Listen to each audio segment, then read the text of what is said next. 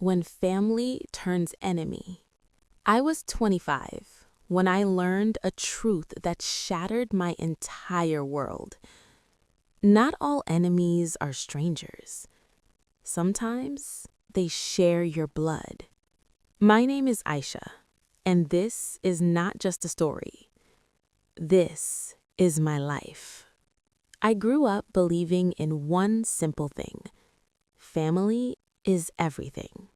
We weren't rich, we didn't have a big house or fancy things, but we had each other. Or at least, that's what I believed. My father used to sit with me every evening, telling me stories, giving me advice. No matter what happens, Aisha, family never leaves you. I believed him. I believed every word. My mother, she was quiet, gentle. Her love was soft, like a warm blanket on a cold night. My elder brother, he used to tease me, protect me, fight with me, like all brothers do. And my aunt, she always had sweet words.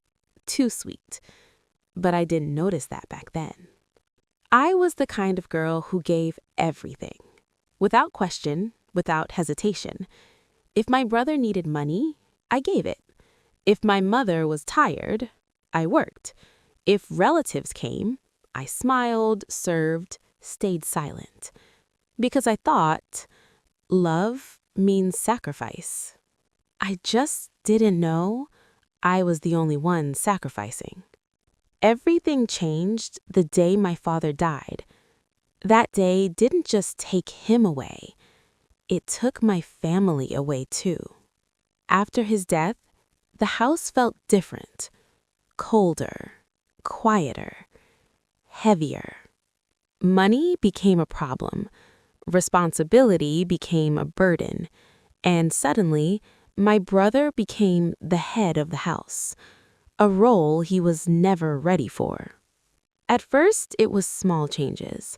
My mother stopped smiling the same way. Her voice became distant. "You're a girl, Aisha. You have to adjust."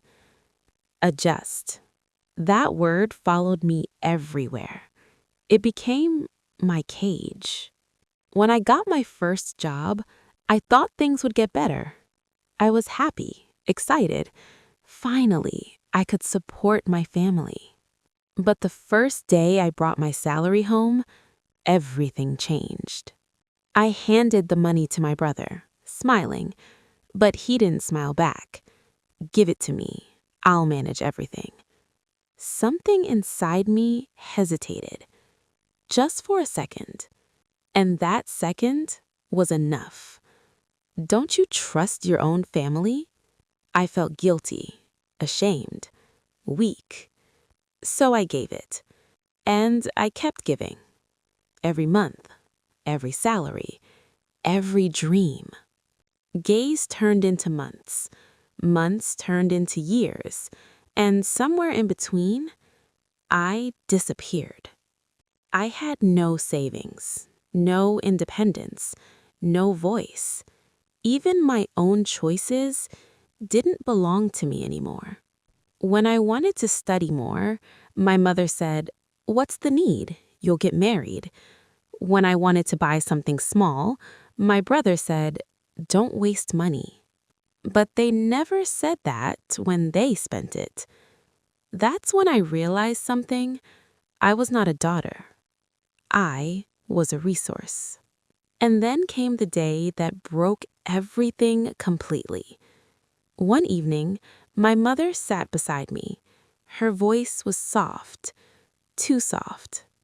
"We found a good proposal for you." My heart started beating faster. Maybe this was something good. "He's older, but very rich." Something didn't feel right. "How old?" I asked. 45. I was 25. 25. No.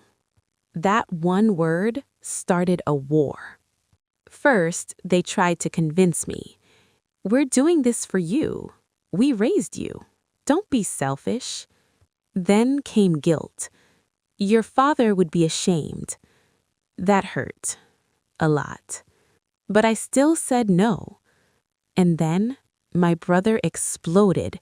You don't get to decide. I was scared. Very scared. But for the first time in my life, I wasn't just scared. I was awake. That night, I heard something I was never meant to hear. My brother talking to my aunt.